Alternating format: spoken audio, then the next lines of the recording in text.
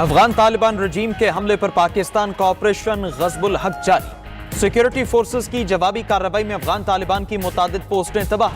30 अफगान तालिबान मारे गए। अफगान तालिबान चौकियां छोड़कर भाग गए। सिक्योरिटी फोर्सेस की बर्वक्त कार्रवाई से तालिबान के क्वाडकॉप्टर्स गिरा दिए गए। फोर्सेस तालिबान की पोस्टों को ड्रोन से चुन चुन कर निशाना बना रही है। पाकिस्तान की छोटे और बड़े हथियारों से गोलाबारी जारी। पाक अफगान सरहद पर तालिबान रजीम ने बिला इश्तियाल कार्रवाई की। खैबर पख्तूनख्वा में सरहद पार से मुतादिद मकामात पर फायरिंग। पाक फौज ने अफगान तालिबान रजीम को मुंह तोड़ और भरपूर जवाब दिया। वजारत इत्तलात का कहना है इब्तिदाई इत्तलात के मुताबिक अफगान तालिबान को भारी जानी माली नुकसान हुआ। अफगान साइड पर कई चौकियों और उनके आलात को मलियामेट कर दिया। अफगान तालिबान रजीम को चित्राल, खैबर, मोहम्मद कुरम और बाजोड़ सेक्टर में भरपूर जवाब दिया। पाकिस्तान अपनी इलाकाई सालमियत पर कोई समझौता नहीं करेगा। सिक्योरिटी जराये के मुताबिक चित्राल सेक्टर पर अफगान तालिबान की चेक पोस्ट को तबाह कर दिया गया। बाजोड़ में अफगानिस्तान की 2 चौकियां तबाह कर दी गईं।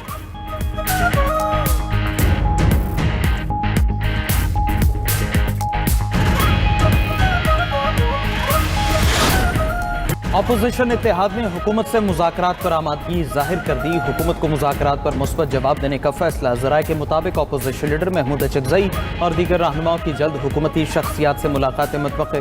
अपोजिशन इत्तेहाद का बानी पीटीआई को शिफा अस्पताल मुंतकिल करने का मुतालबा।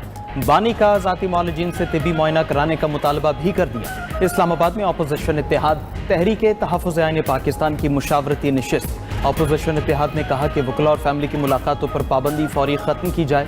बानी पीटीआई को नाहक कैद किया गया, उन्हें रिहा किया जाए। बानी की सेहत पर मुजरिमाना गफलत न बरती जाए। सियासी बहरान से मुल्की हालात मजीद खतरनाक होंगे। अपोजिशन इत्तेहाद का मुल्क में बढ़ती दहशतगर्दी पर तशवीश का इजहार।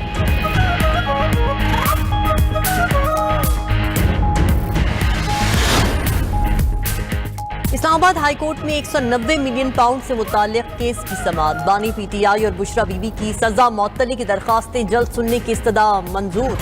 इस्लामाबाद हाई कोर्ट ने दरखास्तें 11 मार्च को मुकर्रर करने का हुक्म दे दिया। दौरान समाअत वकला की कसीर तादाद रोस्ट्रम पर देख कर चीफ जस्टिस सरफराज डोगर ने रिमार्क्स दिए कि व्हाट इज दिस, क्या आप अदालत पर असरअंदाज होने की कोशिश कर रहे हैं। उधर बानी पीटीआई और बुशरा बीबी की तोशा खाना 2 केस में सजा के खिलाफ अपीलों पर एतराज़ात दूर। इस्लामाबाद हाई कोर्ट ने अपीलों को नंबर लगाकर मुकर्रर करने की हिदायत कर दी। बानी पीटीआई और बुशरा बीबी की 2 मुतफर्रिक दरखास्तें मंजूर। जस्टिस खादिम सोमरो ने वकील को मुखातिब करते हुए कहा कि दोनों दरखास्तें मंजूर कर ली हैं, आपको खाली हाथ नहीं लौटाया।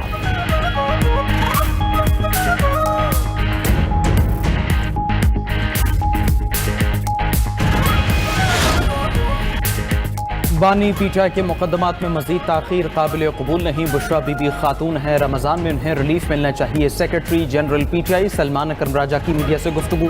कहा कि हमारी दरखास्तों पर बिला जवाज एतराज़ात आयद किए गए। वकील सलमान सफ्दर बोले कि आज बानी पीटीआई का हाई कोर्ट में केस था, हमें वकालतनामे नहीं मिल रहे। हलीमा खान बोली बानी के केस में इतना वक्फा परेशान कुन है। बानी पीटीआई की एक आंख खराब है, अगली समात पर हो सकता है प्रोसिक्यूटर एहतिकाफ पर बैठ जाए। कारकुन बानी पीटीआई के लिए पुरअमन एहतजाज करें। उस्मा खान का बानी पीटीआई की सेहत से मुतालिक रिपोर्ट सामने लाने का मुतालबा।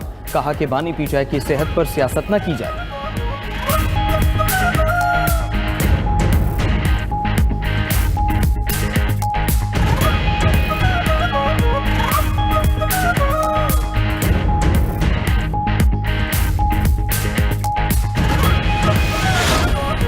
ईरान अपने एटमी प्रोग्राम पर समझौता करेगा या जंग। जिनीवा में ईरान और अमेरिका के दरमियान मुज़ाकरात का तीसरा दौर। फौरी तौर पर किसी पेशरफ्ती माहदे का ऐलान नहीं किया गया। फ़रीक़ैन ने वक्फे के लिए कुछ देर के लिए मुज़ाकरात मुलतवी किए।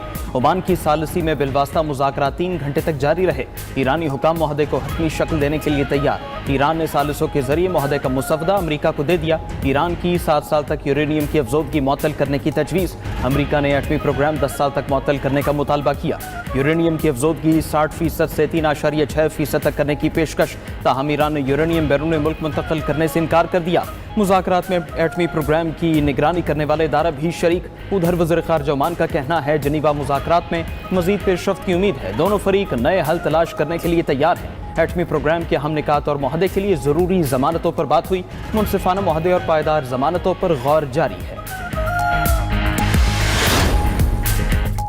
शवाहिद मौजूद हैं कि ईरान एटमी हथियार बनाने की कोशिश कर रहा है। अमरीकी नायब सदर जेडी वेंस कहते हैं कि अमरीकी हमले के बाद ईरान ने अपना एटमी प्रोग्राम दोबारा शुरू कर दिया। अमेरिका ईरान को किसी सूरत एटमी हथियार बनाने की इजाजत नहीं देगा। सदर ट्रंप चाहते हैं सिफारती हल तलाश किया जा सके। अमेरिका के पास दीगर ऑप्शंस भी मेज पर मौजूद हैं। उधर अमेरिकी वज़ीर ख़ारिजा मार्को रूबियो का कहना है कि मुज़ाकरात में पेशरफ्त हुई तो मिसाइल प्रोग्राम पर भी बात होगी। ईरान के पास खतरनाक बैलिस्टिक मिसाइल मौजूद हैं। ईरान एक दिन ऐसे हथियार बना लेगा जो अमेरिका तक पहुंच जाएंगे। उधर अमेरिका का सबसे बड़ा और जदीद तरीन बहरी बेड़ा जेरल्ड आर फोर्ड यूनान से रवाना हो गया। जहाज जजीरा क्रेट पर मुख्तसर क़याम के बाद मशरिक़ वुस्ता के लिए निकला है।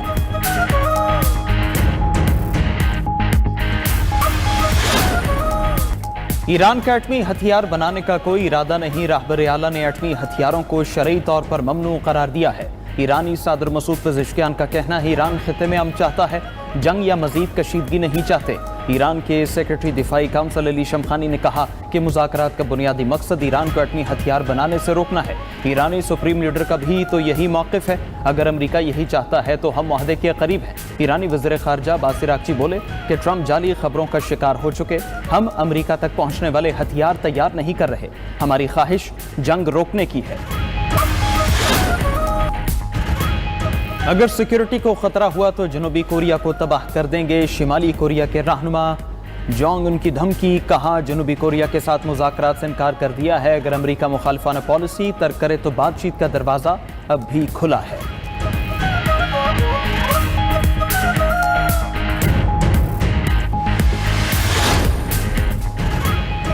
अमेरिका में शदीद बर्फानी तूफान का राज। बर्फानी तूफान की वजह से हजारों परवाजें मनसूख, एयरपोर्ट्स बंद कर दिए गए। कई इलाकों में 2 से 2.5 फुट तक बर्फ जमा। कई अमेरिकी रियासतों में इमरजेंसी का ऐलान। शदीद बर्फबारी की वजह से 153 साल पुराना अखबार तारीख में पहली बार शाया न हो सका।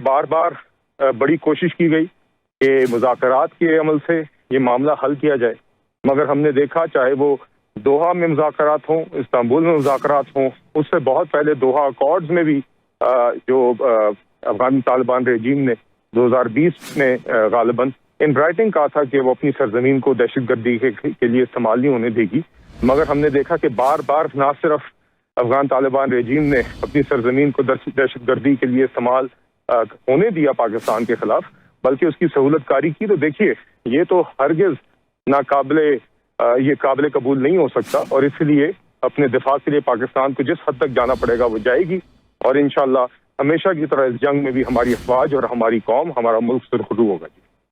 बिलाल साहब, अब तो ऑपरेशन जारी है और हम देख रहे हैं जो रिस्पांस दिया जा रहा है, लेकिन हुकूमत पाकिस्तान मुस्तकबिल में इस मामले को कैसे आगे कंटिन्यू करेगी?